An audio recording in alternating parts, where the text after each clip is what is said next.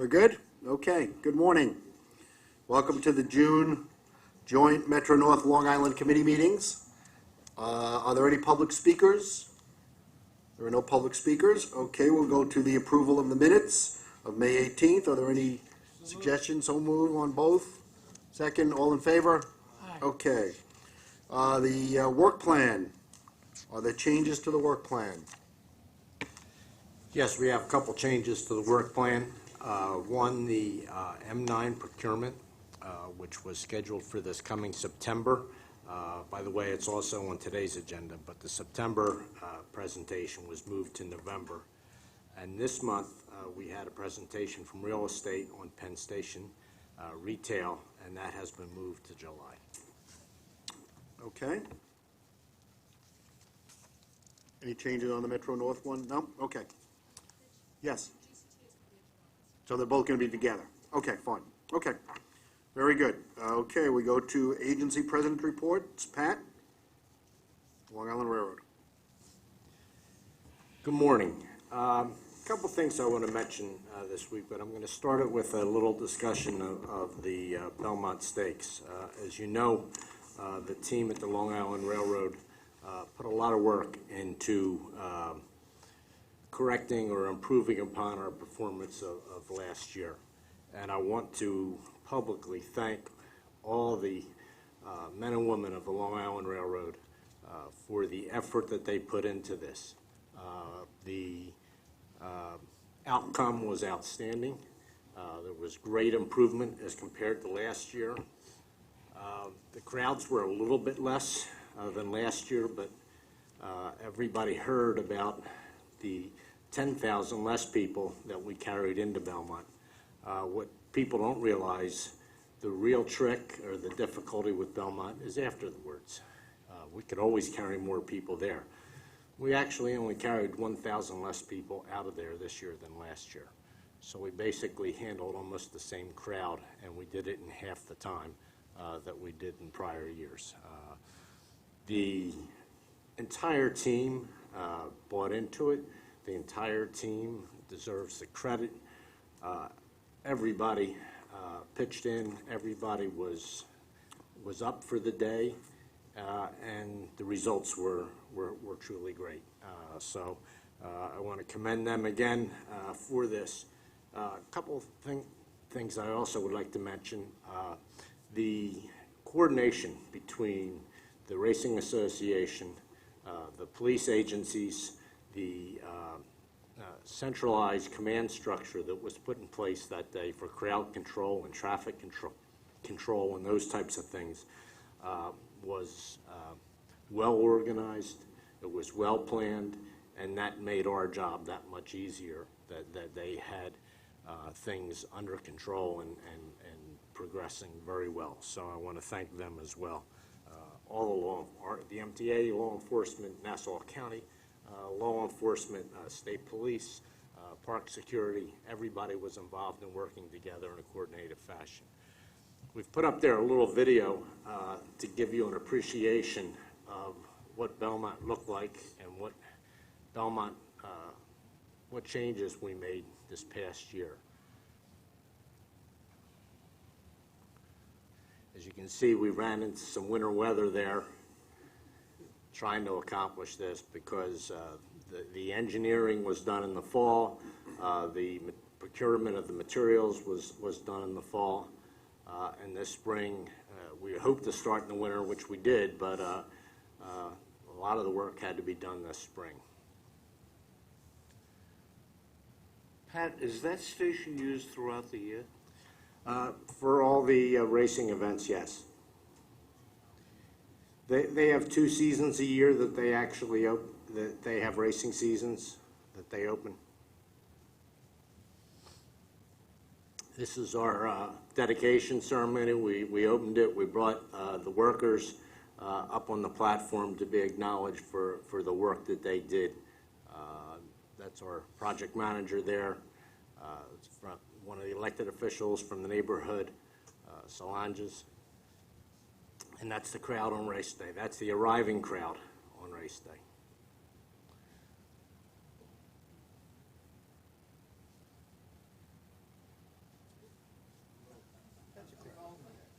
They move quick.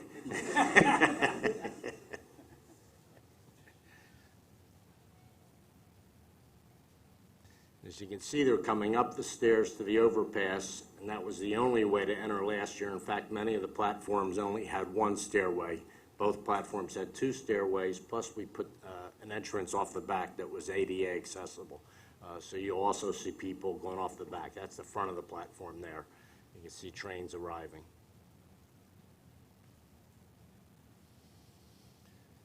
And that's the departure.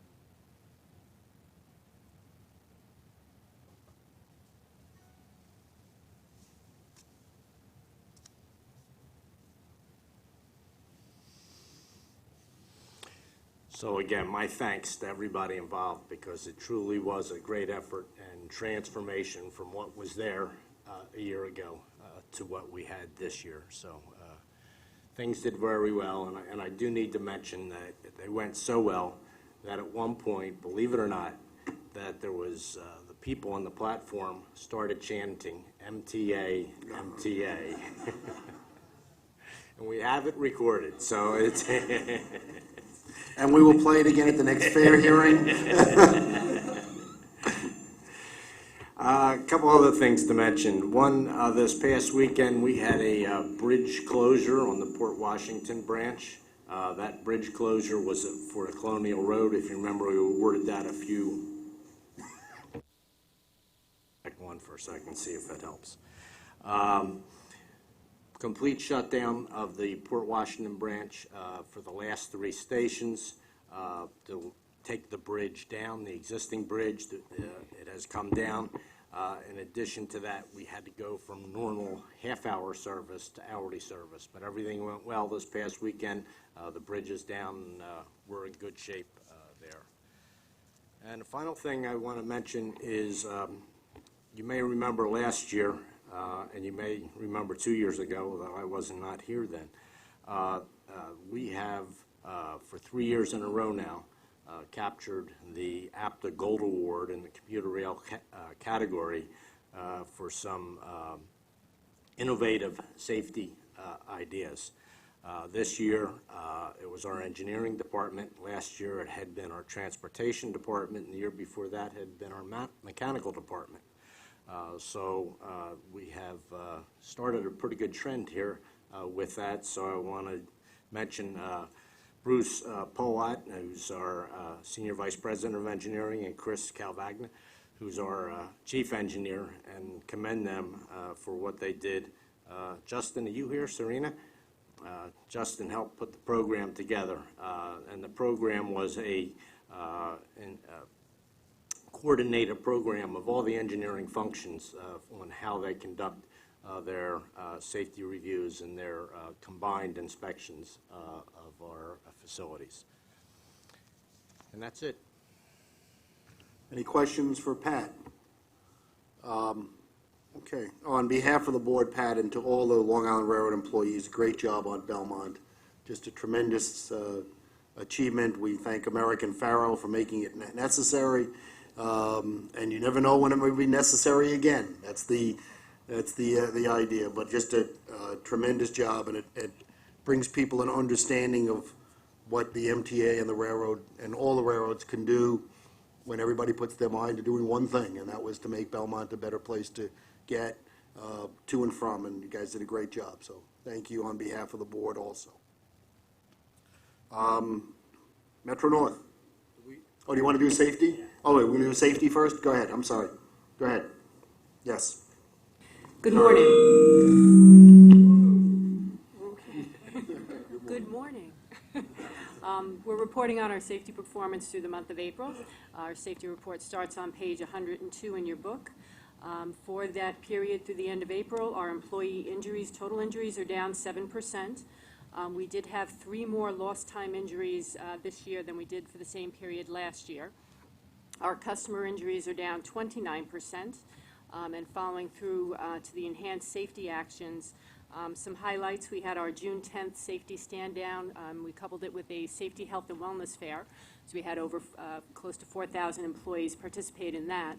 Our confidential close call reporting system program is looking forward to an expansion on June 29th. The peer review team has been meeting and reviewing reports from our first phase.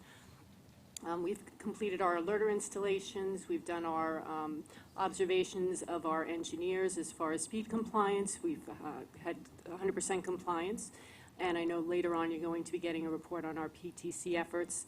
And finally, the 4D Security Solutions has completed their survey of our fleets, and we're moving forward with our cameras. And I'd be happy to take any questions you may have. Any questions from any board members? Neil? Morning. I'll probably ask a similar question of Ann when we get to the Metro North side of the house. There's clearly a divergence between the FRA reportable injuries and the employee injuries in general. So can you just talk about what makes for the difference between the two specifically, given that the trend line is nice on the employee injury side over 14 to 15, but on the FRA reportable side, it's obviously going the wrong direction. And so can you just talk about the differences of what we're seeing, what you're seeing? Sure. So our total reportable injury, our total injuries are all of the injuries that occur on the property, regardless of reportability. For the FRA reportable, there are certain criteria. So if an employee loses time, if they receive an antibiotic, so there are various categories that fall into making the injury reportable. So what we're seeing is on the lost time side that we have employees that are experiencing injuries, and they'll lose even just 1 day of work makes it reportable under FRA standards. So is it fair to characterize the FRA reportable injuries as being more severe or more problematic? The majority of our injuries are slip, trips, and falls and soft tissue injuries, and I think we've had this conversation before. The railroad environment is a very physically demanding environment to work in, and as the workforce changes, your body changes, so climbing on and off equipment, even the simple acts of walking. So we have people with sprains and hurt backs and things like that. Again, as long as they miss 1 day of work, it makes it FRA reportable. Anyone else? Pat, did you want to add something? No? No? We're okay? Okay, thank you. Joe, Metro North. Yeah, a couple of things. Since our last meeting, Ann Kirsch joined the MTA after 29 years of service at Metro North, take the position of Senior Advisor for Corporate Safety Initiatives, and we wish Ann all the best in her important and challenging new assignment. Joe Strini, our Deputy Director of Safety, is serving as the Acting Chief Safety Officer until a position is permanently filled. And as part of this month's safety report, Joe will update the committee on the roadway and crossing improvements recently done at Roaring Brook. And his presentation will include a before and after photos of the work. And it involved the New York State Department of Transportation, Metro North, and the town of Newcastle as we continue to focus on the importance of grade crossing safety. In terms of our service reliability, it remains steady system-wide. Performing our operations was at 93%. Train delays were reduced by 25% from May of last year. 32% of our train delays were due to weather and police-related incidents, including the dry weather during the month that precipitated the brush fires on all 3 lines. So both our AM and PM peak service continues to operate reliably. And as a result of the April 26th schedule change, weekend on-time performance, with the exception of this weekend, improved to just over 95%. Our west of Hudson service operated at 96.4%, and starting in April, our mean distance between failures operated at or above goal. In terms of our May customer satisfaction, as our service and equipment reliability have improved, we have again seen a corresponding drop in the number of complaints that are coming in. Overall complaints were 16% lower in May than in April. Complaints about later canceled trains, the driving indicator accounting for most of our complaints, have gone down 32% since April. And overall, year-to-date, customer complaints have fallen 31%. In terms of May ridership, our May ridership increased 2.6% versus May of last year, and almost 1% above budget. Commutation was just about 1%, 0.9%. Non-commutation increased 4.7%. The large non-commutation increase was due in part to a significantly better weather compared with previous May. And the actual west of Hudson ridership data for May is not yet available from New Jersey Transit. Year-to-date, total rail ridership is up 1.3% above 2014, with commutation ridership up 0.5%. Non-commutation ridership is up 2.5%, and our managed connecting services ridership is up 4% above 2014. If there's any questions. Any questions for Joe on any of those items? Neil? It's not necessarily a question. I just want to make if you don't mind, a brief statement of gratitude. On behalf of Bob Bickford and myself, I want to thank Joe, and I want to thank Mark Mannix. You guys have now spent a couple of visits up to our tiny little postage stamp of a county called Putnam County, of which I represent on the Metro-North Railroad Commuter Council, and Bob represents for the MTA. And I want to thank the attention you're giving to these suburban counties and these conversations. They matter to the county executives, they matter to the residents, and attending to those issues, whether they're bridge issues, small station questions, that matters, and that will go a long way. And I do hope it serves us in the long term in terms of support from those suburban counties in terms of whatever we need. So thank you for that, Joe. Thank you. Thank you. Susan? I'd like to add my thanks for venturing into west of Hudson territory and visiting with my county. It, too, was very much appreciated. Thank you. Thank you. Anyone else? If not, the safety report? Yes, we'll start out with the, thank you, good morning. We'll start out with the slide presentation. As requested, this is Roaring Brook Crossing in the town of Newcastle near Chappaqua Station. We are facing south at this point. You can see the deterioration of the roadway surface. There's no stop bar at this location, and generally speaking, the facilities are in poor condition.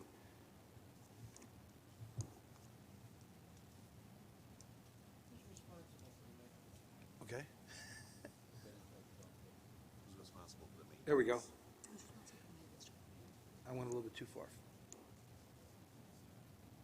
Again, facing south, at the same location, the stop bar, the yellow lines in the center, and we'll get to see a little bit more in a second.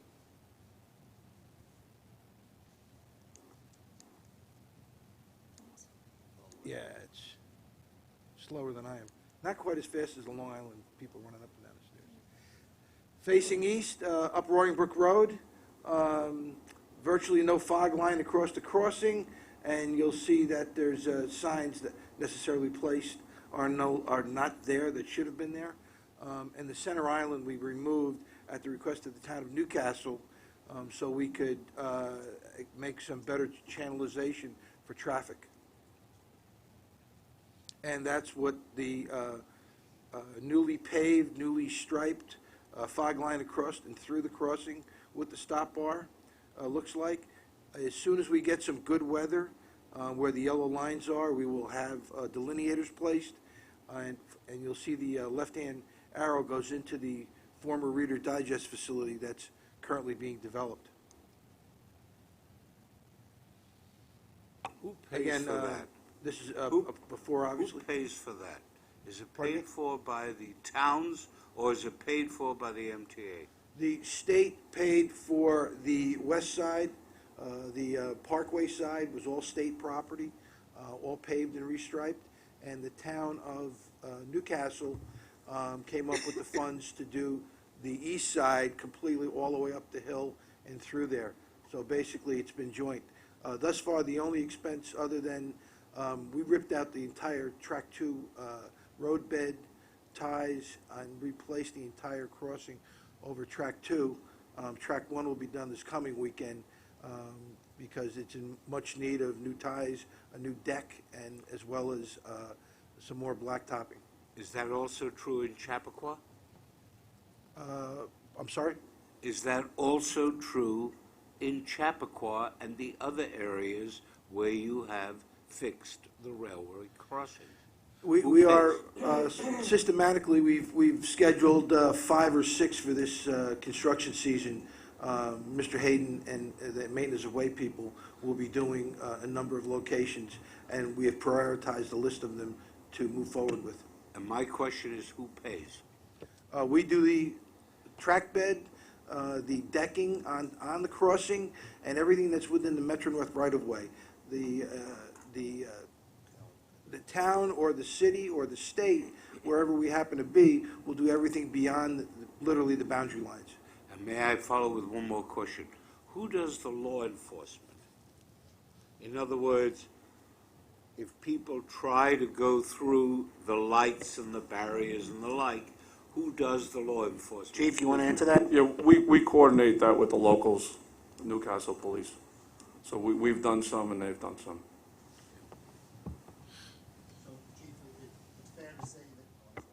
It's fair to say that both agencies have jurisdiction.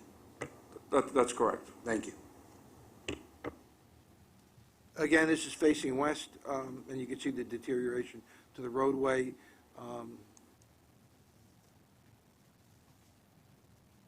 And that's what it looks like with the additional signage, the new stop bar, the fog lines, et cetera, at this location.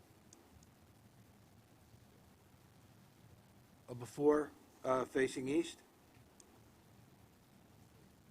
and an after. As I said, the lane delineators for both the center and the fog line will be placed as soon as the weather breaks and the state can get the contractor back to paint the high visibility epoxy to that. These are actually temporary lines. This is one of the ramps to the sawmill. And again, newly painted, newly surfaced facilities.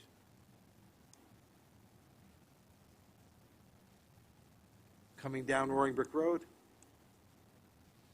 And again, newly painted, new facilities facing west. Much different looking, much safer.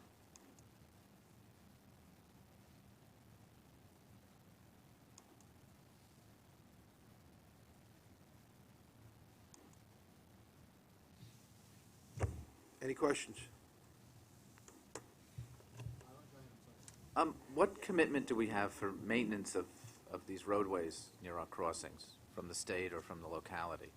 I mean, this will last for however long it'll last, and paint lines often only last a few years because of the salting of the roads. So I'm just wondering if we have a commitment, 3 or 4 years from now when it starts to look like you can't see the lines, are they going to continue to paint? Basically, the state has a responsibility, or the local jurisdiction has a responsibility to maintain the signs and all of the paint that you see on the roadway.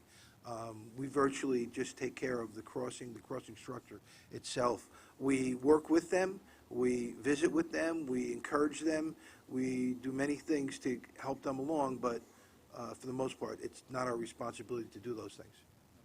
I wasn't asking whether, I know it's not our responsibility, but do we have a commitment from them that this isn't just a one-shot deal?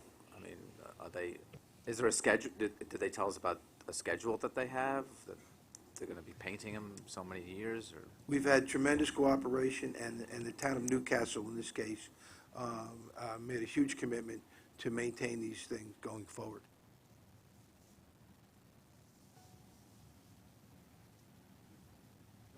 Any other questions? Let's take the mythical town of Podunk, all right? In that area, what steps are being taken, if any, to coordinate the ongoing future maintenance of signs and the like, to maintain the police presence to ensure that the cowboys don't cross against the lights, so that we don't have recurrences of events like the past? What coordinating efforts? Who does the coordination? We've embarked with Operation Lifesaver on a MTA-wide program coming forward. Metro North is in the midst of doing an assessment on all 106 crossings this summer, and we will develop a plan. We'll make notifications to the locals. We'll try to add consistency. We'll do the assessments on a more frequent basis and advise the locals to show them and demonstrate to them what needs to be done year after year. Is it fair then to say that the coordinating effort is coming primarily from Metro North as contrasted with the Association of Towns or the County of Westchester or what have you?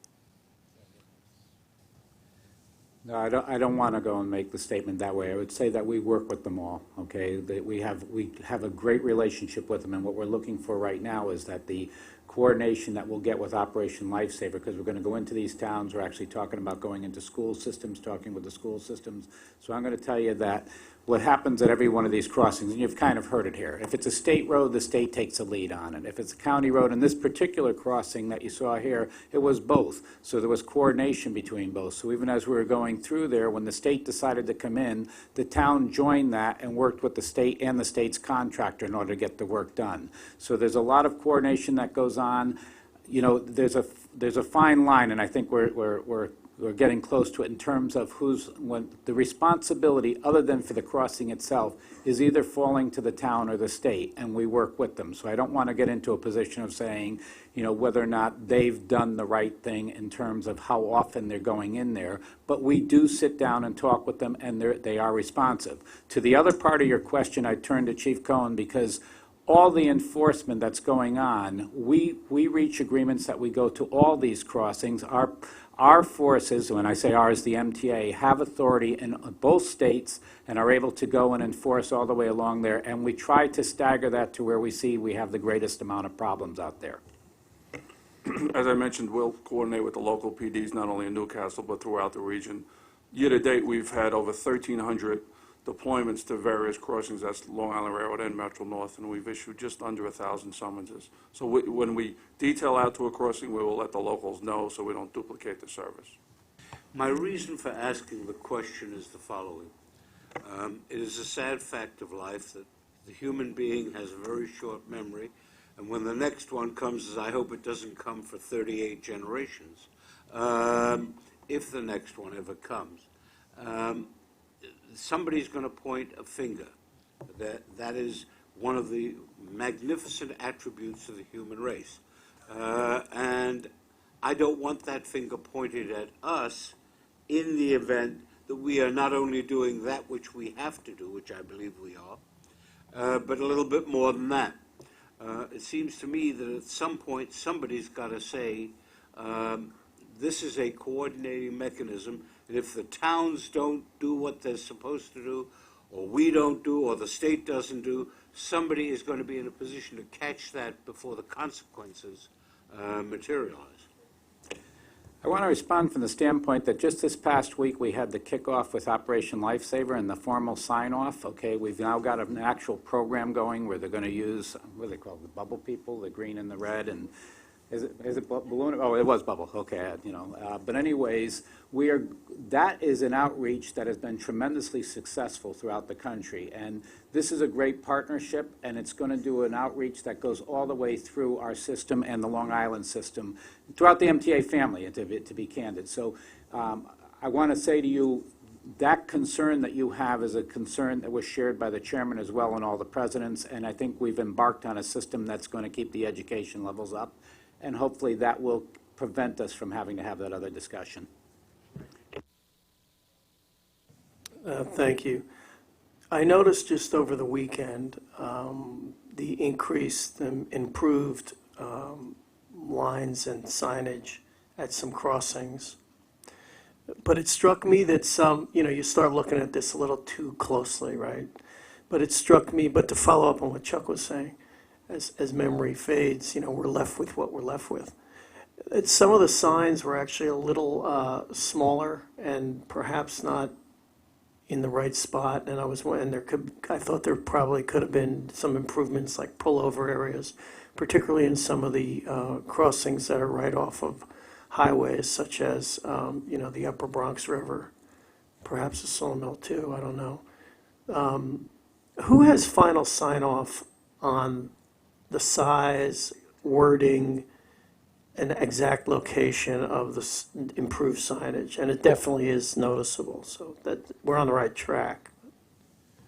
The MUCTD, the Manual of Uniform Traffic Control Devices, is something that the state of New York has adopted, and that basically, to the size of the lettering, the color of the background, the type of sign, where it goes, the distance from the crossing, all of that is prescribed in that manual, and that's what we encourage everyone, and that's what everyone should be follow, and we make the assessments, we make those observations. Okay, thank you. Mr. Strini, congratulations on your acting role, and appreciate and good luck in that role. And Ann, thank you for all your service in dealing with the questions that folks like me ask you on a weekly, monthly basis. You've always done it with a lot of maturity and motivation, and sometimes I'm sure I give you something of the opposite. I do have a somewhat rhetorical question for you, Mr. Strini, and I'd ask you to think about it over the period of the next several weeks and months. This organization is fantastic at attacking problems that arise. Coming out of December 1st, 2013, we've attacked sleep apnea and PTC brilliantly. And coming out of Valhalla, we have attacked grade crossings brilliantly, and Operation Lifesaver is a great partnership, and the photos you just showed us show what happens when you paint lines and make people aware. But I'm concerned, frankly, about the things we don't know. It has a very Don Rumsfeldian tone to that, but I'd love to talk about the ones we're not talking about. What are the next 3 or 5 big issues that have not happened but could? When Tom sits in the safety chair, he talks a lot about his days as a safety officer, talks a lot about risk mitigation, and if something bad happens, how likely is it, and goes through a criteria. But what we never talk about, or at least we don't talk about at this board, is what are the other 3 or 5 big issues that could happen that we need to be proactively preventing? Because I know that if the next big accident happens, whatever it may be, however it's structured, we'll do a great job fixing that problem after the fact.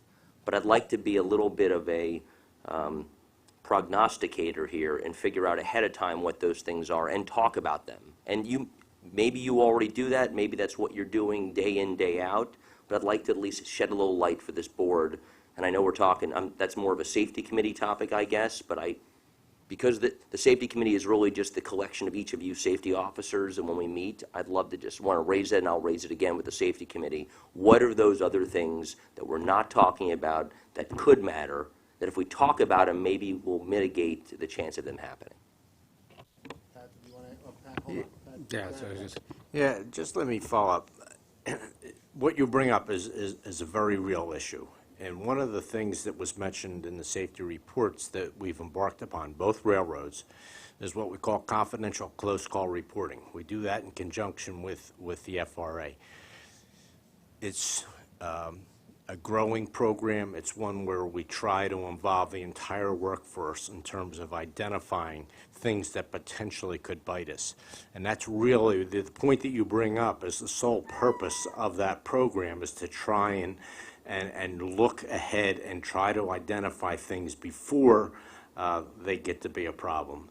And, there's other things we do in-house that also involve, safety inspections and all those types of things, trying to prevent it. And I don't want to minimize those or anything like that, but the confidential close call reporting program is just what you're mentioning. Is it possible, and you guys tell me if this makes sense, maybe we get it and I don't know. I would love to know, in some ways, what's rising in your viewfinder in terms of which couple of things get you nervous, or say, oh my, that's something we should be thinking about. And maybe you're doing it clearly, and maybe it's not a board issue, but I just wanted to. It would give me comfort and sleep better knowing that there are the ones that are emerging are these 3, and that's what you're attacking. Yeah, just so you understand, we just got underway in these programs this spring. It is a learning experience for all of us, process-wise, to involve everybody. But we are off and running, and at the Long Island, we're actually expanding the program, as was mentioned later in June. But I think we're marching down the road you're asking us to.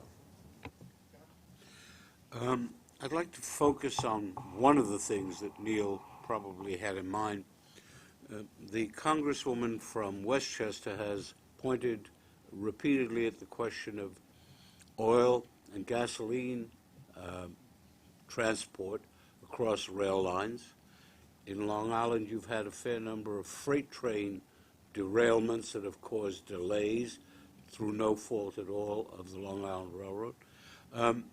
I'd like to see if somebody could take a good hard look, and you may already have been doing it, at the extent to which non-passenger trains, the transport of hazardous materials and the like, can impact adversely, and if so, what, if anything, we can do about that. I don't mean for an answer today, but I would like to see if somebody could take a good hard look and give me the answer to the extent it's available. How much of this stuff is being done? What regulation is there outside of us? And to what extent, if any, can we impact to make for greater safety in that area? I'm going to respond to Chuck on Board Member Merdler on the fact that the FRA is already looking into that. There's been some discussions we've been involved in, and as that evolves, we'll be happy to come back and report to the board. But I also didn't want to let go of the fact that Pat is exactly right when he talks about the fact that we embarked on the close call reporting system, which ends up being an anonymous system that came out of the Department of Defense, and we're looking forward to that information. We've also been extremely proactive in the fact that we run safety committee meetings in each of our areas where people can come on in on a quarterly basis, and they sit down and talk about all the issues that they feel that they're confronting out there, and we deal with those with reports that are coming in. So if you take all that and then you turn and you know the background that the chair has with safety, and you know that he turned around to decide that each of us had to set up a safety department that was truly separated from the other issues that were there, and then put on somebody from the NTSB in terms of David Mayer, as a board, you have an opportunity with a safety department that David is he's actually reaching out. He's been meeting with each of us. Ann has been meeting with us. Hopefully she already knows all of us well enough that we can continue those types of dialogues, but you're going to start getting those reports more and more, and you're starting to see already what happens out of that, the Operation Lifesaver and some of the other issues that are going to come forward. So I want to leave it with an encouraging note that we're on the right track. I truly feel we're on the right track, and we have been doing these things. Some of it hasn't risen to the point where it needs to come to a board for its attention, but as we start finding these things more, that will be the way that we'll handle it. And we'll express our interest in the freight issues to the safety committee, to David, and ask him to come back to us with the answers, the specific answers to your questions, but the entire relationship in the metropolitan area between passenger and non-passenger safety, because both of the railroads have non-passenger transportation items on it, and they affect our passengers in whatever way possible. All right? We will do that. Not a problem. Anything else on safety? Go right ahead. I assume this is a fluke, but maybe it's not. Employee injuries at Metro North are up as they are with respect to customer injuries. Is there any event that contributed to that? Yes, in relationship to the customer injuries, the significant change had to do with the Commerce Street Valhalla incident. How about the employees? The employees are up slightly, but also noted in the report is that the FRA reportables are down a bit, and as well as our lost time injuries are down. So we are capturing and doing, through Ann's diligence previously, we are capturing and basically have a better reporting than we've had in years gone by, and it's reflected in the numbers. Let me put my foot next to the third rail and ask a question. I believe that the employee injuries both at Long Island Railroad and at Metro North, it is not state workers' compensation, it is the Federal Railway Labor Act. Is that correct? And I assume that the people who enforce compliance with requirements that there be a serious injury and that it not be inflated are the people that are employed by the Federal Railway Labor Act, or are they the United States attorneys? It all comes under the authority of the FRA. Okay.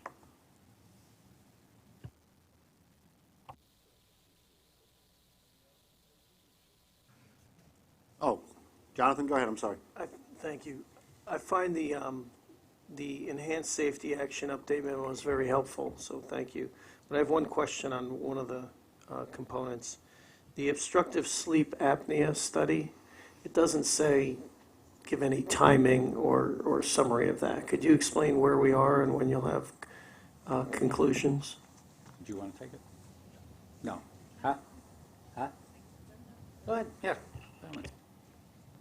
I don't care who. No, it's fine. And Catherine Beatrice-Kendall also is here, and she can speak to that as well. The screenings have taken place, and a number of employees, locomotive engineers and trainees have been, a number of locomotive engineers and trainees have been flagged. So the next step is for those to either do a home study or to go into a sleep center to see whether they require any follow-up medical treatment. So that's a process that's underway now. We're now working through the second round, the people who have been screened because of various physical attributes. And they will either do a sleep study at home or at a center, and then if after those studies they're found to have an issue, they will be referred to a private physician for follow-up treatment. So, in terms of the timing, we're on top of it, and someone is making it a priority? Very closely, yes. Yeah, we're following the issue very, very closely to make sure people get the appropriate follow-up so that they can get treated if they need to be treated. Thank you. And our understanding of that is, upon the conclusion of that, once the results are known, the follow-up will be shared with the other sister agencies for their implementation. That's what the chairman has indicated in that regard. Yeah, I mean, we're essentially going first to see the efficacy of this, to see how it's working. So far, it's we've had a little bump here and there, but it's going well. Okay. And, we're sort of the test case to see how this can be rolled out to the agency as a whole. Okay. Anything else on safety? I know, Joe, we have had in the past some questions about communication issues on safety, especially and it's been raised on a number of occasions, the blowing of the horns. So I don't want to leave that out of the safety discussion point. Could you just address where you are with that and where that may be going? Actually, I'm going to ask John to verify what Metro North has been following, then I'll give a little follow-up. Okay. As has been mentioned at a couple of committee meetings, Metro North does have a long-standing rule to blow horns when a train passes adjacent to a passenger platform. That rule has been in place for well over 30 years. It comes from the New York Central and New Haven railroads. New Jersey Transit has a similar rule in place. We've spoken to Amtrak, who is very supportive of the concept, as well as the FRA. As a reminder, the FRA issues a minimum federal safety standards and puts the onus on the operators to ensure safety at their property. And right now, we believe that this horn blowing does improve safety. We have provided relief to local communities on the overnight hours between 9 p.m. and 6 a.m. Should the engineer not see individuals on the platform near the tracks, he is not required to blow the horns.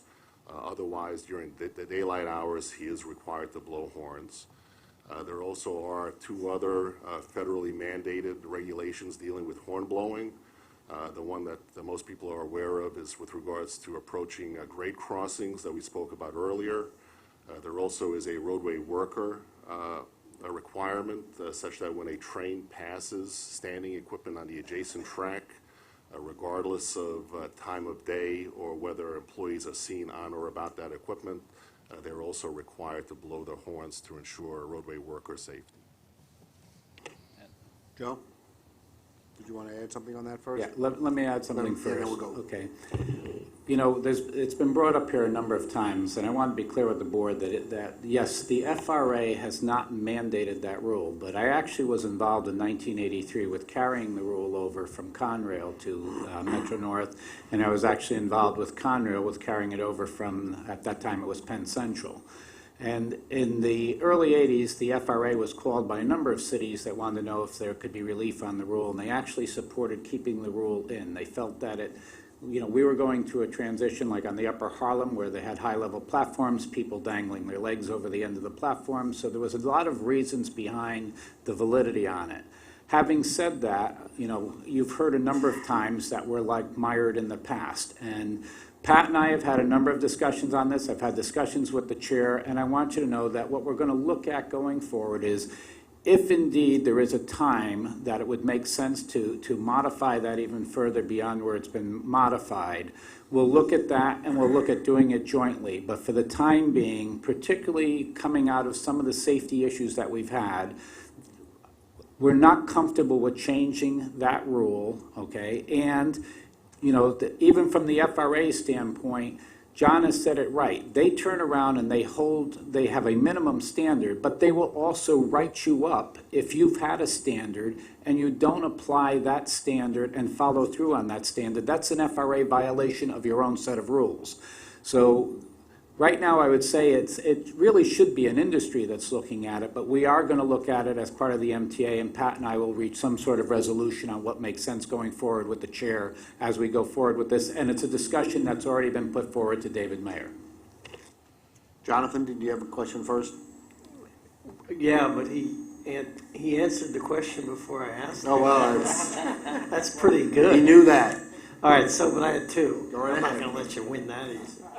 He only got one. No, thank you. That is great that we're continuing to relook at the problem with new set of eyes, new facts and circumstances, and that's terrific. I want to make sure we're just dusting off the old, but we're actually thinking about it there. My only other question goes to the issue, and I've gotten a few complaints from people, when there seems to be equipment on the track. I'm sorry if I'm too loud, I have no idea how to adjust this. If there's equipment on the track for an extended period of time, apparently that means that there has to be something blown at all hours of the day or night, but there are instances when an odd piece of equipment will stay there for weeks and weeks, and the question is it really being used, or is it in a quasi-storage capacity? So what do you do in those instances? Yes, on occasion, I believe it's the minority as opposed to the majority. We might have the need to store some equipment on the siding adjacent to a mainline track. Under those circumstances, we still have the regulatory requirement to blow the horn. We attempt to move that equipment as quickly as we can to a location where we don't have to blow the horns in that area. One of the main activities we're dealing with now that Glenn Hayden will talk about shortly is our increased work on the infrastructure. In those locations, we do have MW equipment positioned there probably for several days or perhaps a week or two. It really is not feasible to move that equipment fairly long distances each night to bring it back for the next day's work. But we are fully aware of the noise and the concerns of the community, and we try to make our work as least disruptive as we can while still ensuring safety of our customers as well as our roadway workers that are actually doing the work every day and night. Chuck, do you have a question? Very quickly, some of us receive a fair amount of emails concerning this subject, and I wonder if you would give thought to the following suggestion. At some point when you are ready to do so, publishing on the MTA website for a couple of days what the rules are and what the exceptions, if any, are, so that we have it as a matter of public record. That's what it is. You got a problem with it, that's what it is. We will do so. Everybody all done? Okay, capital construction, Michael. Good morning. Today I'm going to report actually on the 3 active contracts in Manhattan and bring you the status of it. I'm hoping that I'm getting the appropriate support. Bogdan? Okay. So we have 3 ongoing contracts, the 005, 13A, and 006. And that gives you a view of the alignment, and this is the work that we expect to have in Manhattan. The 005 covers the tail trucks and part of the work in the cavern. The 13 is the 55th Street ventilation facility that is basically totally underground, but there is a lot of work on the surface because of that. And then 006 is going the tunnels all the way from about 50th Street all the way to 60, actually all the way into Queens. The 05 was awarded in July 2013, about 2 years ago. And we expect to have completion October 1st. That is about 4 months earlier, actually, for a change. Some of the work with the waterproofing is 95% complete at this point, and that shows what's completed. And then we have remaining waterproofing, the 5%, it shows you all the way back in the tail trucks, and some actually is before the caverns, just about as we are getting into the caverns. The concreting completed to date is 72%. What you see in green is work for future contracts, actually 007. And then the one in red is what's remaining, and it actually pretty much follows also the waterproofing. Whatever waterproofing was not done, there's no concreting as well. As we're moving to 006, the north, we have substantial completion in December of 2016. At this point, we are 1 month later than our planned, and we're working to see what type of mitigation is to bring it back a month. Again, the work here, there is work that waterproofing under this contract that was done under 919. This is the prior contract. We now have additional work that we completed today. The waterproofing was done by this contractor, is about 35% complete. And this is the remaining, and you see it in red. And then the concreting, again, completed to date is only 20%. It pretty much follows actually the waterproofing. And what we need to complete is the remainder. That's a lot. And this is about 80% of the concreting needs to get still done. The 13A, this is the 55th Street vent facility. The contract is 87% complete, and we expect to have a substantial completion in October. We are somewhat late. The lateness are due to Con Ed work that needed to get done and incorporated into our work. Okay, so this is actually where we are, next to Park Avenue. And we decked that street area, and you can see that most of the work is underground. And we have basically the work underground is almost 300 feet long, and we are 150 feet below ground there. And the decking, to date, if you look at it, this is how it will, if you're going to drive this street that I do not necessarily recommend, it is pretty restrictive. The decking, the steel decking, is now in the process of being removed, and we expect by August to retain a concrete drop site just next to Park Avenue, and the rest will be open and restored. However, the work underground still will continue. Con Ed needs to do some work there, so we have some additional work. Michael, I have to say, as a resident, or working at 430 Park Avenue, I want to thank you for getting close to finishing, because no cars can get anywhere, and I've seen a lot of guys get in a little trouble with some of the traffic circles that have been put around, so thank you for getting close. The Friars Club are looking forward to fry me. They're right there. So this is actually my report for today, and then there is other reporting that will be done at CPAC. Any questions for Michael? Okay. Fred? Apart from this report, is there any construction to be undertaken in the Biltmore Room at Grand Central immediately? And the reason I asked the question is because some folks over there have been told that they're clearing out pretty soon. Yes, the answer is yes. There will be an escalator and elevator that will go down to the tracks, and that will be part of the 14B that actually was awarded but didn't really start yet in earnest. So yes, the answer is correct. And is there a provision being made or some allowance being made for relocating some of those businesses?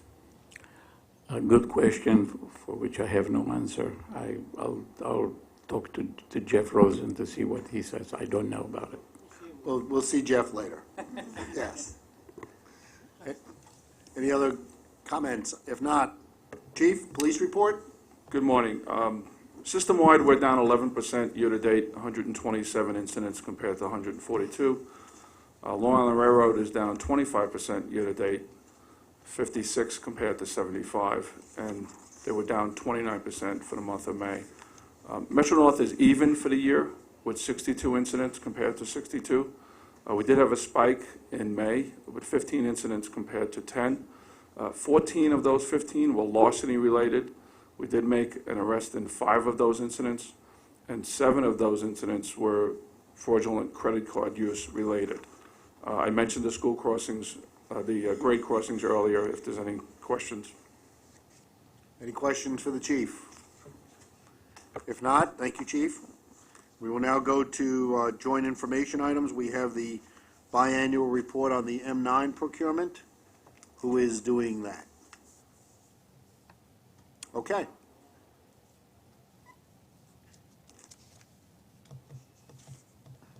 Good morning. I'm Jim Allen. I'm the Director of New Rolling Stock for Long Island Railroad, and I'm the Project Manager for the Long Island Railroad-led joint procurement with Metro North for the M9 rail car. I'm on page 45 of the presentation.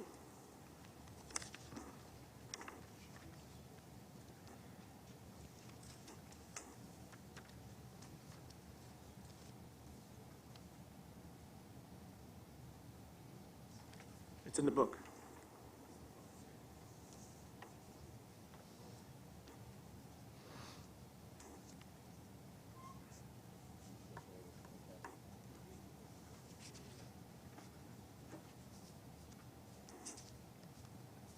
Why don't we start? You want me to proceed? Yes. I'll proceed. Yes, when it comes on, it comes on. Okay, very good. Thank you. The M9 car procurement, as I said, is a joint procurement with Long Island Metro North. Long Island Railroad has a need of 416 M9, M9A cars. Of the 416, 180 of those M9 cars are to replace the Long Island Railroad's existing M3 fleet. And additionally, there's 236 cars required for Long Island Railroad East Side Access Service. Metro North also has a need for 140 M9 cars to replace their M3 fleet. The M9 contract was awarded to Kawasaki Railcar in September 18th of 2013, so we're roughly 2 years into the job. We initially have a base order of 92 cars, which is funded under the existing capital program. And additionally, we have options for 88 cars, which would be funded in the next capital program, and that totals our 180 cars. Then Metro-North would exercise an option for their 140 cars. And then finally, Long Island Railroad would exercise an option for the additional 76 cars, which when added to an M9A of 160 cars gives us the 236 required for East Side Access service. The contract also has provisions for up to an additional 280 option cars, which could be a mix of Long Island and/or Metro-North cars. Quantities are to be determined based upon a study that'll be done, a network strategy study that will be done in 2017. If you have the book in front of you, I'm on page 47, just a brief status of the project. The initial design reviews were completed in August of 2014, and we're now about 85 to 90% complete preliminary design review. Of the 21 PDRs, we have 3 or 4 that remain, and we hope to close that out by the third quarter of 2015. At which time we'll commence the final design review. Currently, we have a completion date of the first quarter of 2016, which is probably optimistic at this point, and we're in the process of reevaluating this with Kawasaki. As far as the delivery schedule is concerned, we have pilot car testing. Initially, 8 cars go to Pueblo in January 2017. They test for 3 months in Pueblo. Then they're met at Long Island with 6 additional pilot cars. So we will have 14 pilot cars testing at Long Island Railroad in the May timeframe for 3 months. There's then a 5-month hiatus to incorporate into the production cars any modifications or changes that are realized out of the pilot car testing. At which time production cars will commence delivery in January 2018, and those are the 92 base order cars for the Long Island Railroad. Followed by the 88 option cars for Long Island Railroad, and then Metro-North's 140 cars would slot in. That's the second option of the contract, Metro-North's first option. Followed by a third option for Long Island Railroad cars for the 76. We have a new component in the M9 contract, and that's the spare parts, COTS. We have a requirement in the contract that the car builder has to provide us at least 40% of the generally procured parts commercially off the shelf, or they have to provide multiple sources of supply. We have a consultant helping us with this, and he's met and we've met with each of our 14 separate suppliers, and we're making very good progress in this. And we certainly will meet or exceed that goal. Currently, we're on budget for the $374 million for the contract, which is also our EAC. We have 2 technical issues that we're trying to work with Kawasaki at this time, 2 significant issues. One is car weight. We have a very challenging car weight that was established as part of the RFP process in our spec, and we're working closely with Kawasaki to look at alternatives as far as alternate materials that may weigh less without compromising the integrity of the car or the robustness of the car. The other issue is PTC, onboard equipment. We don't have enough space for the existing design of the PTC. The contract, because the M9 contract was awarded before the PTC contract, we put an estimate of 8 cubic feet. The design now requires about 17 cubic feet. As everybody is aware, we put a lot of things into the M9 car, a lot of additions such as more seats, CCTV, PTC, multimedia, and we're just cramped for space. So it's one of the challenges that we're working on closely with Kawasaki. We think we have a solution, and hopefully it comes to fruition and we can put this behind us. The next page, 48. We have 2 major change orders on the M9 contract, both safety-related or structure-related to make the car stronger. The first change order was a car body structural enhancement, and it came out of Metro-North's incident in Bridgeport, where the B end of one car made impact with the F end of another car, a very unusual circumstance. But since we were early on in the design of the M9 car, the project team took the initiative to look at the B end of the car and make it stronger. The M8 car was what was referred to as a stub design. It was carbon steel welded to stainless steel, and it was not connected to the corner post. And when that area was struck by the opposing car, that's what failed. The stub failed. So in the M9 design, we've made this a continuous high-strength piece of steel of constant thickness, and we've also added what we refer to as cross-connectivity. So the corner post is connected to the collision post because in the Bridgeport incident, the corner post separated from the collision post and literally opened up the side of the car. So after much work with Kawasaki, we issued them an extra work directive once they presented this design, and we agreed on it to progress a change order. And the change order was just finalized, I believe, the 3rd of June. at relatively minimal cost and impact to the project, but it's a huge enhancement to the car and makes the car safer in an incident such as the Bridgeport. Added a unit price of $1,000 to the car, 344 pounds, and we negotiated a 3.5-month time extension to the contract. Next page, 49. The second major change order to the M9 is CCTV. The M9 car in the base spec came with a provision for CCTV, but it was a minimal requirement at the time. It was one forward-facing camera with 7-day recording, and then we had provisions for up to 6 cameras in the passenger area of the car, the conduit, the cabling, the breaker, the power source. In response to the Spite and Dival incident, we once again issued an extra work directive to get the design moving along because we knew CCTV was going to be installed in the car. And when we did that, we also increased the requirements in the car. So what we have is 10 cameras total. We'll have a forward-facing camera that was in the base design. We'll have an in-cab camera, which will have audio. We'll have 2 cameras in each vestibule, 2 cameras in the main passenger area, and then 1 camera in each end of the car. So 10 cameras total will give us 100+% coverage in the car. Additionally, we'll have a 30-day recording as opposed to the original spec for 7-day recording. And finally, the last page, 50, is the M9A car procurement. These are 160 cars for Long Island Railroad only. And as I mentioned earlier, the 160, when coupled with the 76 M9 cars, give us the 236 cars that have been identified as the requirement for Eastside Access opening day. The current plan is we're refreshing the spec. We're taking the M9 spec and we're enhancing it. We're putting in all the things that we did as change orders, CCTV. The B-end will now become a base spec on the M9A car. We're shooting for third quarter 2015, but of course we need to go back to MTA and to the board for approval to move forward with that.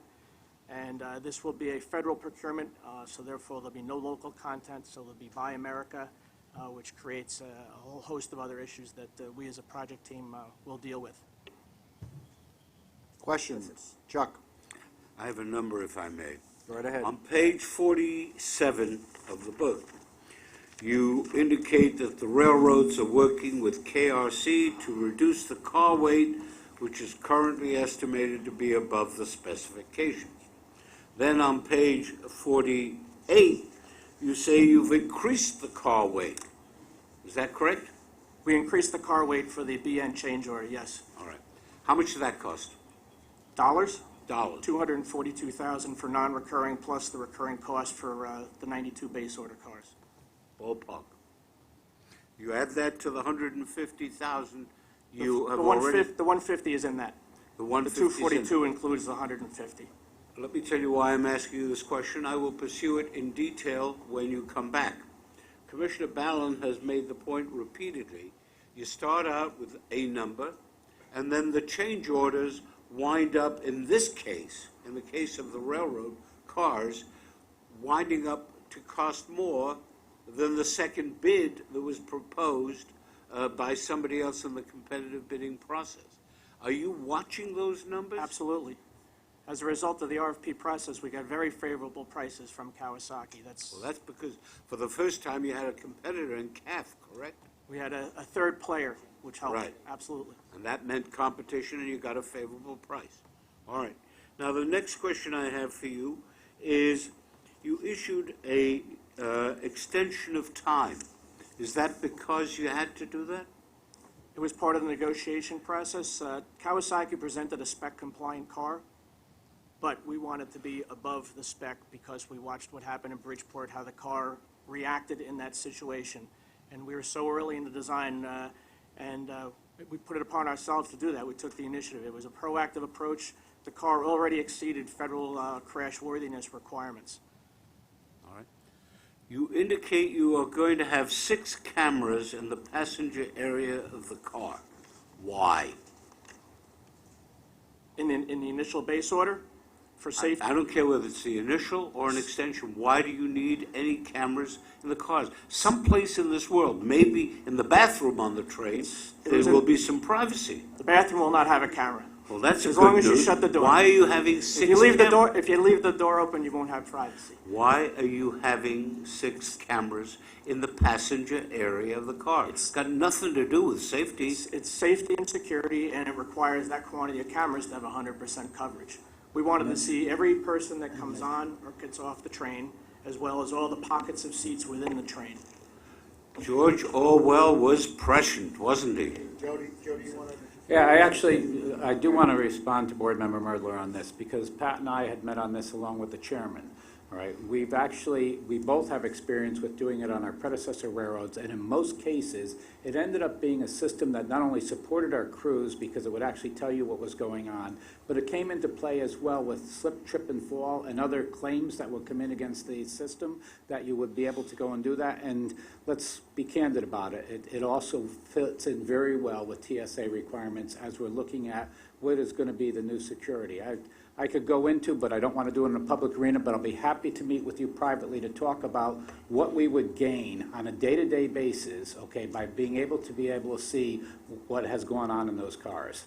Joe, I respect your view, and I certainly respect the chairman's. But my concern is this. You now cannot travel from the bottom of Manhattan to the 60s and 70s without a camera on you. You can't travel in a train without a camera on you. There's no such animal as privacy anymore. And more important than that, who gets to look at the pictures? What is the protocol for looking at the video? Somewhere in this world there's got to be some remnant of privacy. It troubles me. Now, the last one I have for you is the following. The M9A car interoperability with M9 cars is desirable, but may be impracticable. Why? Originally, it was, our plan was to do the 2 procurements simultaneously, so you had a design that would be going in parallel, but the M9A has been delayed up to 2 years, almost 3 years with the release of the RFP. So Kawasaki's design has progressed so far along, so the prospect of getting interoperability between Kawasaki and another car builder is minimal at best. Well, isn't it possible that when you do the M9A, that it follows the guidelines of the M9?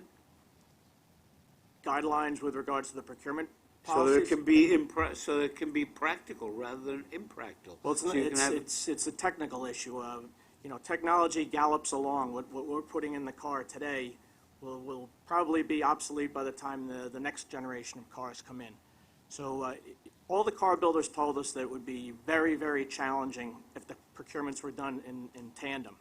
And to have the procurement, the design done 3 years delayed from the M9 car, we spoke to all of the car builders on this. Even Bombardier told us it would be almost impossible for them to make their own cars interoperable between one fleet and another because of vanishing vendors and obsolescence and change in parts.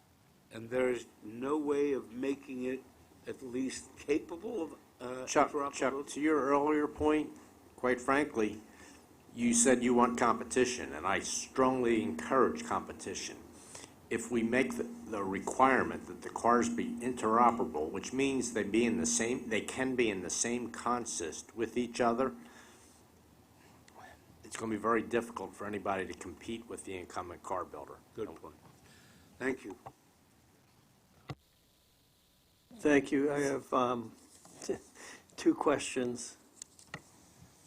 The location, the number location, and the rules for accessing the cameras, has that come from staff or from the police or NYPD or feds? Where did the determination of the location and the number of the cameras come in, and the policy under which you can look at the recordings? Jim, let me answer. Okay.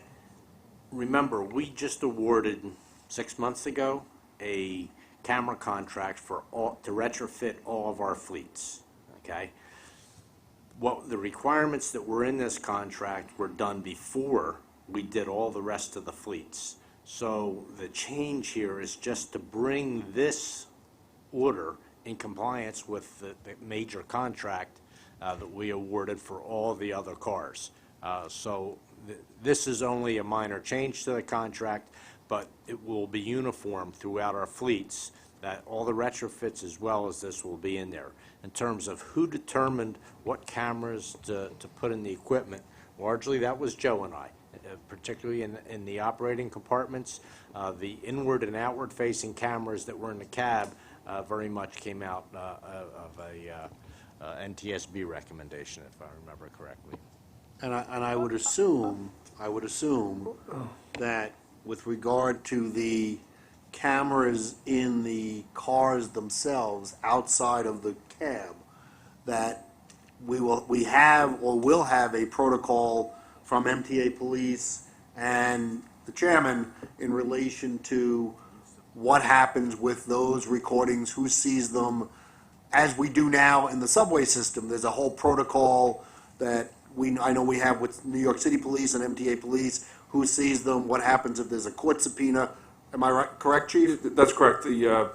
We have a governance committee, and the existing cameras that we have and the infrastructure that we have now that we're now viewing are viewed not only by the MTA Police, but also by the security personnel at Metro North and Long Island Railroad. And the point of contact to view it or to obtain any footage are the regional units in Long Island Railroad and Metro North. And it's either via subpoena or if it's an in-house request, then it's documented. It's closely guarded. The information is not given out. And then these cameras will be looked at when they're put in place. The governance committee will make recommendations as well, just as they did with the existing infrastructure. Let me just continue. Go ahead. Thank you, Mitch. All of a sudden, the last few months, I'm this great constitutional scholar. Trust me, I'm not. But I am concerned about the constitutional implications of the cameras and of the right to privacy.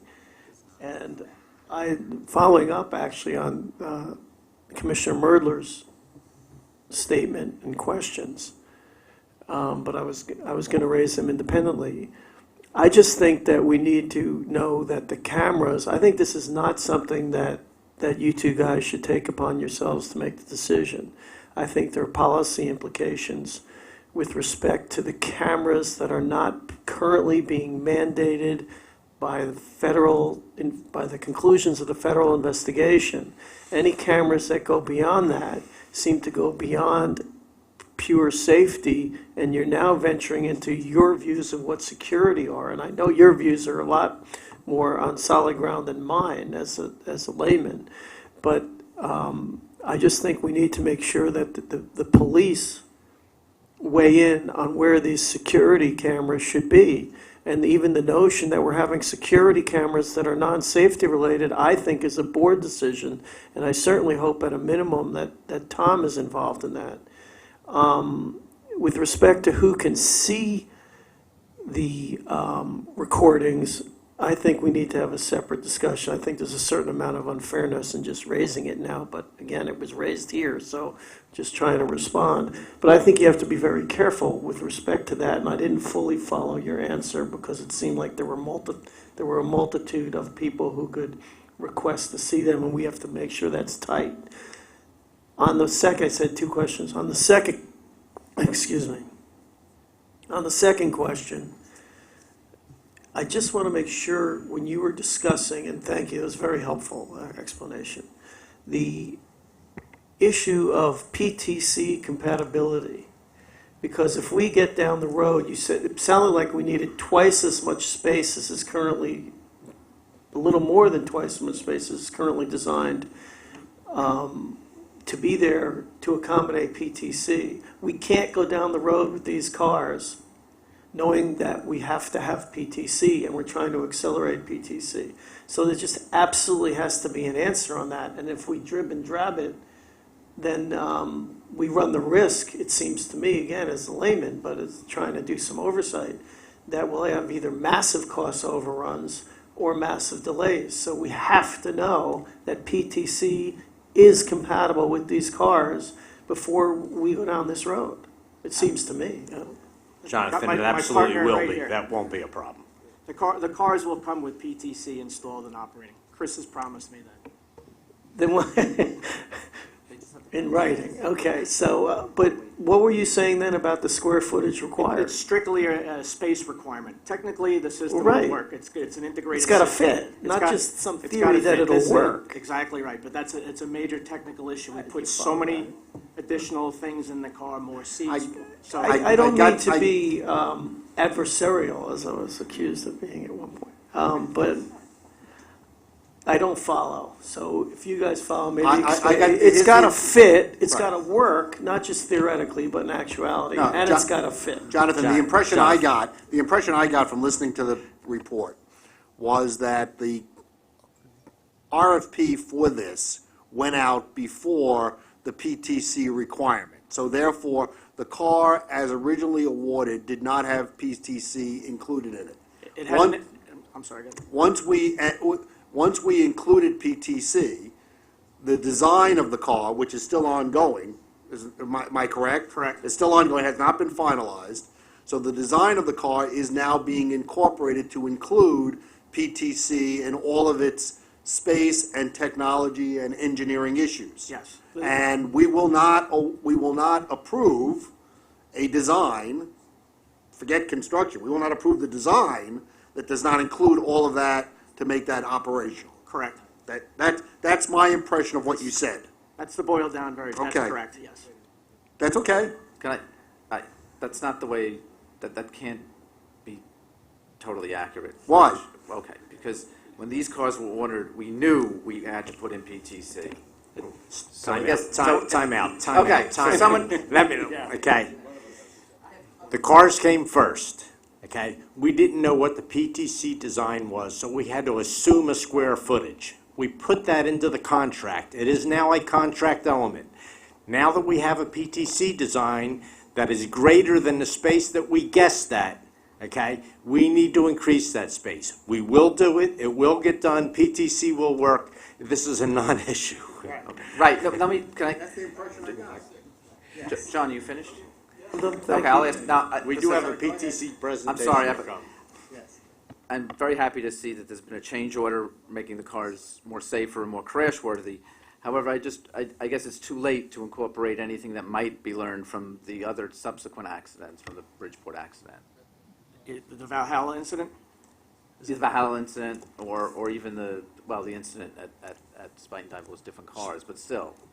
Spite and Dival, we did address that, and we're trying to address that with CCTV. That's one of the initiatives that came out of that incident. No, but I mean car worthiness, and there's another, well, I'll bring up all the incidents. There's been an issue with a couple of these accidents with the emergency exit windows, because they are rather large. So there's a question, and they go across two seats. So I know that people on my communities council has raised the issue of how easy it is to pull one of these windows out if you had to get out of the car, and that it would not be that easy to get the window out. And there's been just nothing confirmed by the safety board, but there's been a couple of people who've said that it was difficult in these accidents to get out. It's one of the design issues we're going through right now. We're at the first stage mock-up in Japan with the Kawasaki car, and that's one of the things we test in all the mock-ups. Is the pull handle that releases the gasket, that releases the window. And a person of average strength, or even a weak person, would be able to do that, is really what we want to... We meet all the federal requirements for... Okay. The other issue with the windows, I don't know if this is being addressed at all, is the windows on the current cars, whatever material they're made out of, it's not, whatever plastic it is, they tend, after, 20 years, they start to get cloudy. It's more on Long Island, so it's more the Yeah. south side cars, because they're exposed to the sunlight. Sun. Mm-hmm. Are we going to be able to address that in any way, or? The C3 cars have glass windows, and they're double pane, so they don't Right. protect, but of course, it's a weight issue, and it's a cost issue. So on the M7 cars, we went over to the poly, which is lighter, but they do get dirty, and they do stain, we find. So, we're just going to live with we haven't come up with a better material for these cars. There are other materials out there that we looked at. Once again, they're more expensive, they're heavier, and they throw off the whole thermal characteristics of the car. So we did look into them. They're not in any rail cars in North America, which makes us antsy. We like service proven in North America that have gone through some disasters and incidents that have proven them. So We went back to the M7 style window, which does get dirty and it does get stained, but it's safe, it works, and it's a lighter, less expensive material. Okay, all right. Is that considered a maintenance issue at all? We would just let the windows get like that and live with it? I prefer to defer to our maintenance department for that. Well, maybe that's a discussion for another time. We're getting late. We could talk about whether to replace. Okay. I would like to make a request of you, which I will put into the form of a motion at some appropriate point if I can't get accession to it. I'd like to see a notice on every car that has a camera inside the passenger car advising the people that there is a camera in operation and that they are under scrutiny. I believe that if you do not do that, you are violating the law and an injunction would issue, in my view, based on Judge Bryant's decision and a couple of others in the Southern District. Number two, I would like to see a publication on the MTA website or in any other form you deem appropriate of the protocol as to who may see these clips and any other clips. And by the way, this extends to cameras anywhere outside of generally public areas. I exclude from that probably the platform. But I do think that you need to give the public notice that Big Brother is watching, and I think you need to give the public notice as to who has a right to see it and under what circumstances. We will raise, I have no doubt that both of those issues can be accomplished, and we will raise them with the Safety Committee. Good. Second, where's the steel coming from? Is it American steel or Chinese? There's a domestic steel requirement in the contract that Kawasaki committed to. Thank you. Okay. All right. Thank you very, very much. This won't be your last time, I can assure you. And now we're going to go to PTC, which we started to anyway, but we're going to continue. Go right ahead. Good morning, Chris Calvagna from the Long Island Railroad, and with me is Glenn Hayden from Metro North Railroad. Beginning on page 51 in your books, you'll see the PTC presentation that will be given to CPOC later today. And this is an update on a Long Island Railroad Metro North PTC project. 51. Go ahead.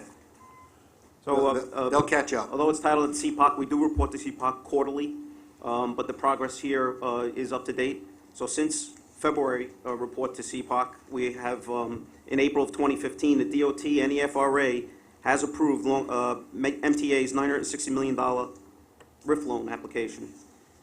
Metro North has installed 150 brackets to support transponders, and they begin installing transponders this month.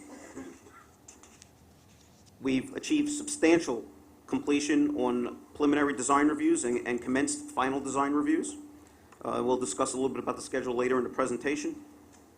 An independent test lab has completed testing on the PTC data radio and our specification. Some discrepancies were found, and the OEM is working on corrections closely with us. First article inspections, factory acceptance testing, and installation of wayside signal equipment at one location each for Long Island Railroad and Metro North has been installed and is under test. User interface prototypes are installed in Jamaica for Long Island Railroad and Grand Central Terminal for Metro North. This is the interface so that you can send out these temporary speed restrictions to trains. We expect, in monthly meetings regarding interoperability with Amtrak and others, there are monthly meetings regarding interoperability, and we are progressing very well. It includes Amtrak, Long Island Railroad, Metro North, systems integrators, and suppliers. The systems integrator has completed radio frequency propagation analysis for our pilot segments on both the Long Island Railroad and Metro North, and we have submitted applications for radio site construction permits to the FCC. We expect that process to take a maximum of 40 days. We anticipate about 30 days so we can begin construction for approvals, through those approvals. The MTA has also petitioned the FCC for a radio license modification to add spectrum in Metro North's 4 counties. Next page.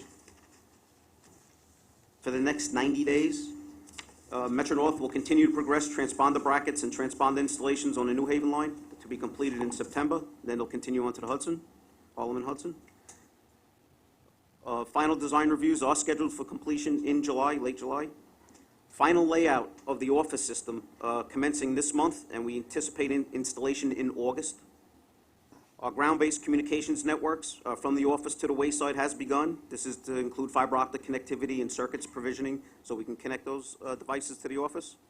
Also, within the next 90 days, PTC functionality will be tested on 2 segments each for the Long Island Railroad and Metro North Railroad for Long Island, from Port Wash to Harold on the Port Washington branch, and Babylon to Patchogue on the Montauk branch. That ABS territory is a little bit different than our Port Washington branch speed control system, and we have received FRA type approval to install access over that system.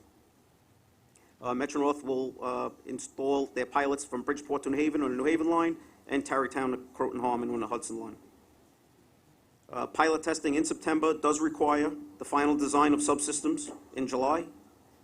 And there are some delays to PDR and FDR as reported at the last meeting. Hardware design has progressed ahead of software to allow for equipment manufacturing and delivery of that equipment early. Next page. The railroad's estimated project cost remains at the $968 million cost. Regarding schedule, while the systems integrator indicated there are intermediate milestones that will be delayed by several months, we are confident in Long Island Railroad and Metro North that we will meet the improved December 2017 and the final completion dates in full implementation December 2018.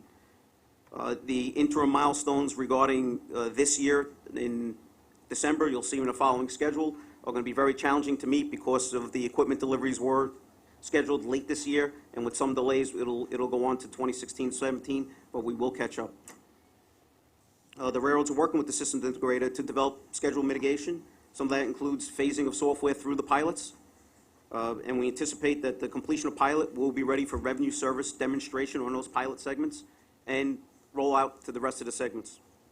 We are installing some PTC equipment prior to the completion of the pilot testing because the hardware design has matured and completed.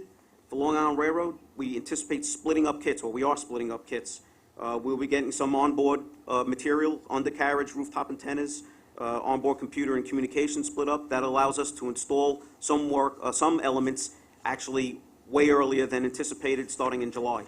So we get ahead of the full implementation of onboard equipment. Same thing on the wayside. We'll be accepting some, instead of full kits, we're going to break up the kits from communications and signal departments that will be able to install components ahead of schedule. On the next page is was the original and the new improved schedule. That is under review now, as I said, with the delays for the December dates, and we will maintain meeting December 2017 and December 2018. Next page. Just some progress photos. Up in the upper left-hand side, you'll see an M3A Metro North aspect display unit with the engineer will see on board a train on the M3. We do have similar ones for the M7 and M7As. To the right, upper corner, you'll see a wayside interface units. Those are installed in signal bungalows to interface with the signaling system. This is out at Great Neck for Long Island Railroad, and they are in burn-in testing now. On the bottom, you'll see M7A undercar scanner antenna and terminal box. That's the device that will scan and read transponders and report up to the computers and effectuate permanent speed restrictions as they come about reading transponders. This is also slimmer work has been done for the M7s for Long Island Railroad. Next page. I believe we've seen these pictures before, but I want to show them just as a refresher. Those are the transponders in between the gauge of the rail, which those CTV antennas do read. And on the bottom, you'll see the M7 rooftop antennas. There's the one in the middle, which is a 220 megahertz antenna. And to the far back of the picture is a antenna array to support Wi-Fi, cellular, and other connectivity that we have on board. And that will conclude the presentation. Questions on PTC? Okay, you're going to make the same presentation at CPOC this afternoon? Yes, this is the quarterly update to CPOC. Okay, and so the end result of all of this is while there may be some interim delays, the completion schedule is still on schedule. That's the end result of the report. That's correct. Okay. Okay? All right. Thank you very much. Metro North Track Program Quarterly Update. I've been told that due to time constraints, the report is in your book, and there's a short video to be shown about what we're doing over at Metro North this year.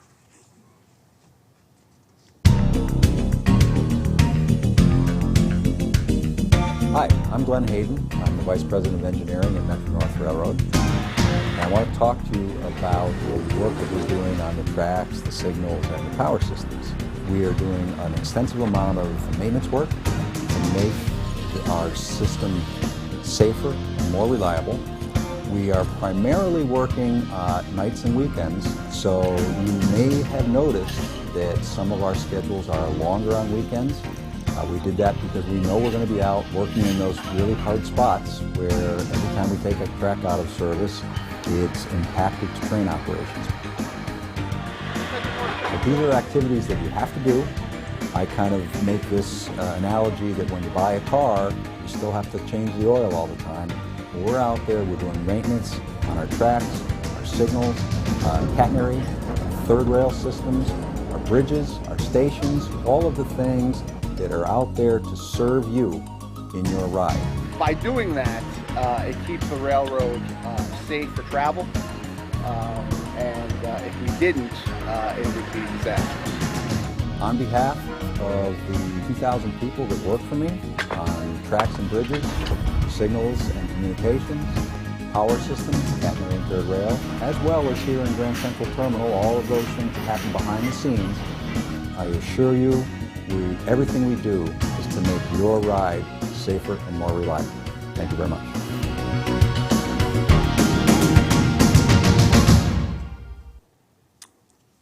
I'm not going to quit my day job. Yeah. I thought that was your day job. Yeah.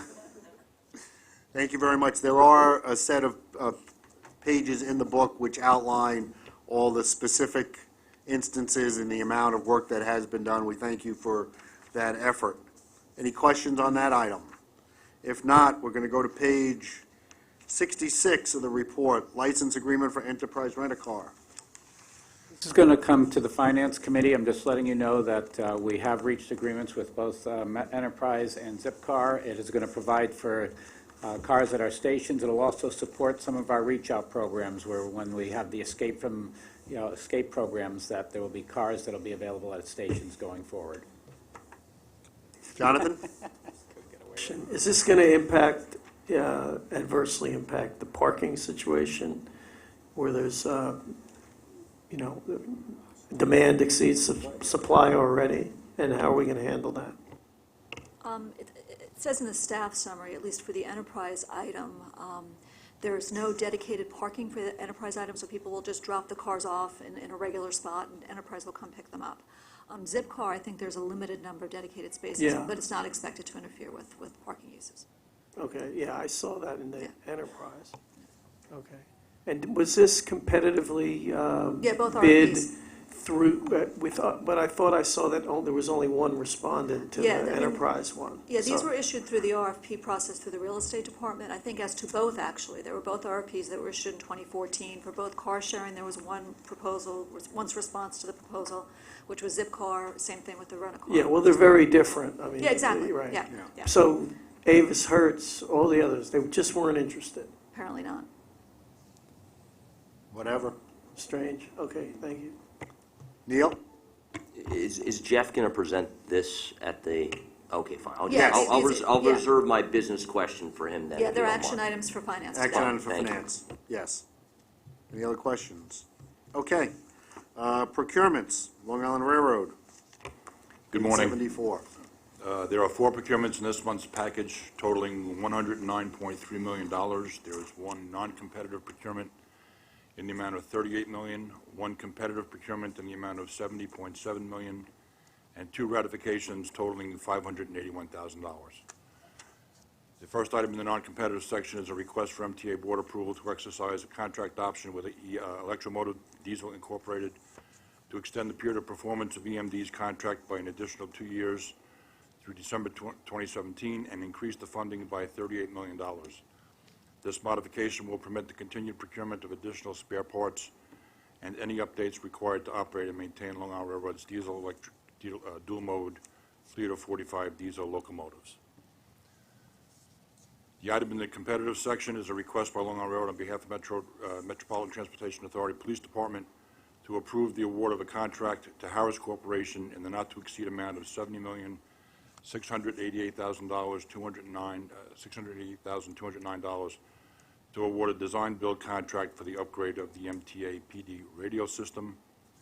And the two items in the ratification section, the first is a request to ratify an emergency competitively bid miscellaneous service contract in the not-to-exceed amount of $527,586 to East Coast Rail Services for the lawful disposal of creosote-coated materials, which include railroad ties, tie stubs, wooden third rail protection boards.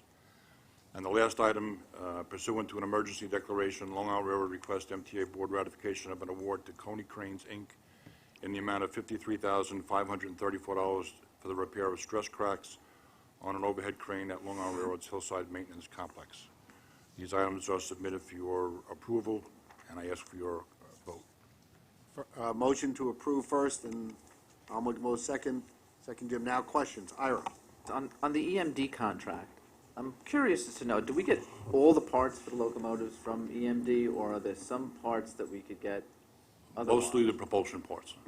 But Is there are other parts that we do get that we have competitive contracts for. These are mostly for those OEM provided parts that only EMD can provide. But there are other parts that we don't. That's We correct. don't just go to them for everything. That's Okay, correct. because it was unclear here what we do for that. I also want to mention that the necessity of this contract, although it is a sole source, and the results are seen in the monthly report on the reliability of this equipment. So it's a necessary. Chuck? The EMD proposal. It's now 12 years you've had this. Yes, sir. And now you want to make it 14 years. The point that Mr. Commissioner Ballin has made over the years is this started out as a $58 million deal, and we're up to 120. Now, I assume that sometime 2 or 3 years from now, it'll get another 60 or 70 million. 2 more years. There's got to be a halt to this. At some point, you have to rebid. You have to give people an opportunity. And if your answer is this is OEM, somebody may be able to bid. This option was included in the award that the board approved in 2003 for a 10-year contract with 5 2-year options. As you know, we have, as Jim just pointed out on the M9 contract, we have increased our requirement to have COTS off-the-shelf parts. In 2003, frankly, we probably weren't smart enough to do those types of, use those types of initiatives in those contracts. At this point, we have major overhaul work for engines and other things that are required to keep the fleet in operation, and unfortunately, EMD is the only sole source vendor that can provide those materials. Are you saying that there's no other vendor who can provide these parts? Yes, that's what we're saying. At this point, there are no, as we've discussed in the past, we have from time to time where material availability becomes a significant issue. We have tried to have other third-party vendors provide materials where we ask them to back-engineer material. That's without a drawing. They'll take the part and they'll try to back-engineer that part to manufacture them. The cost of those parts becomes absolutely prohibitive because of the nature of how we need to go about procuring those items. So are you saying to me, I just want to have it absolutely clear, you have no knowledge of any other vendor that could provide these parts? Is that what you're saying? I'm saying that without the materials that another vendor would require in order to back-engineer those materials, there is no other vendor at this point that is capable of providing that material. And We have done what to ascertain that? We've done this from time to time with our mechanical department and their engineering, the engineering arm of the mechanical department tried to have materials back engineered. We've done it on a very limited basis over the last 15 years, and we've always found that when we've done that, the cost of the parts increases significantly because of the volume of work that's required by the third party to do that. This is about as anti-competitive as I can imagine. I find it troublesome. I will not vote for it. Any other questions on these 4 items? There's been a motion to approve in second. All in favor? Aye. Opposed? On all 4, Chuck, or just that one? You have that? Commissioner Murdler is opposed on the first one. Okay. Thank you. Okay. Metro North. In the Metro North, we have 4 procurement actions in the total amount of $7.7 million. There are 2 non-competitive procurements totaling $1.64 million. There are 2 competitive procurements totaling $6.7 million, and there are no ratifications. Make a motion, we accept these procurements. Second, any questions on any of these 4 items? If not, motion to approve. Second, all in favor? Aye. Those items are approved. Capital Construction. Good morning. Capital Construction's procurement package this month consists of 3 items totaling $47,939,917. The items begin on page 89 in the committee book. There are no non-competitive items. There are 3 competitive items, and there are no ratifications. In the interest of time, I will not go over these individually, but ask for these items for your be submitted for your consideration and vote. Motion to approve. Second, any questions on any of these 3 items? If not, all in favor? Aye. Opposed? Okay. That completes procurements. There are a series, obviously, of reports in the book. Are there any questions on any of the reports from operations in the book before we... Yes, Chuck. I want to congratulate Joe Giletti. Over the course of the past year, I've commented from time to time about on-time performance. And from time to time, you have told me my first priority is safety, and then I will turn to on-time performance. You certainly have turned to it, and I congratulate you. And I was going to comment on page 98, which when I read it the first time, I assumed from Pat it was a misplaced comma, but it's not. Average MDABF on the M7 cards, I didn't know it could go to 1.7 million miles. Well, as you said last month, we had over 600,000, and Right. I said wait till next month. So I have asked my chief mechanical officer to come. Danny, would you just stand up for a minute, because that is an extraordinary That's month, amazing. and he did very, very well. And next month he's not going to do quite that well, but he's going to do better than the 600,000. So how's that? Ira, go ahead. Yeah, you missed, which I think is a larger achievement, is the dual modes at 68,331. You know, that's the challenging equipment. I do have a question, however, on the operation report. Go ahead. The report on page 97, there's 3 incidents which are, not knowing anything else, I'm a little disturbed. There's a couple of rule violations, I think, an inappropriate action of operator at the Penn Station Control Center. And it just, usually we don't see that. 97. We have 2, I think, inappropriate action of crew train 6488. These cause delays. And I'm concerned that there are 3 incidents of employees doing something that might be safety related. But I don't know from this.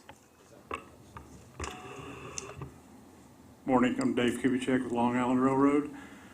The violations that we had at West Side Yard, we've got a combination of things that are taking place. One, with all of the overbuild and the heavy construction and stuff, that's taking place. The yard characteristics and stuff are changing, but we went ahead and we coded it accordingly that it was an employee item. But at the same point in time, we are changing some operational characteristics on our part to be a little bit on the more conservative, safe side, just to make sure that we can support everybody's needs down there. So this incident happened on a train that was coming from the yard and was there were no passengers? No passengers or anything. This is more related into the yard area, but I wanted to make sure that we were coding And things this accordingly. is an incident related to the change of the situation. Well, there's two incidents. Yeah, Ira, if I can, as part of the overbuild project, we actually put in place there a new signal system that was cut over in Thanksgiving. We're still going through a debugging period of different things that are cropping up. They've continued as recently as last week. So it is something we've been dealing with. We're actively engaged in it, but it has caused us some problems. So I shouldn't be concerned about safety, but I should be concerned about all the delays it's causing us. I am. We are too. Okay. We're very concerned. It's a daily discussion. There has been some modifications by engineering that has helped us out, but there's still some more work and to support Pat's items. One of the things that's taken place is whenever the system was cut over back in March, the yard out there never really had the sensitivity or the ability to monitor at the level of detail and stuff that we have right now. Going forward, there is some learning curves and some other characteristics that we're coming on board with working with Amtrak and ourselves. The classification of these incidents, are they going to be classified as engineering or? At the time of the report, we're going to keep it with the employee in the moves, because there were some that were outright employee movement issues. Okay. Ira, this is one of those things that we're still trying to figure out. Okay. So. All right. Thanks. Anybody else? If not, motion to adjourn. Thank you all very much.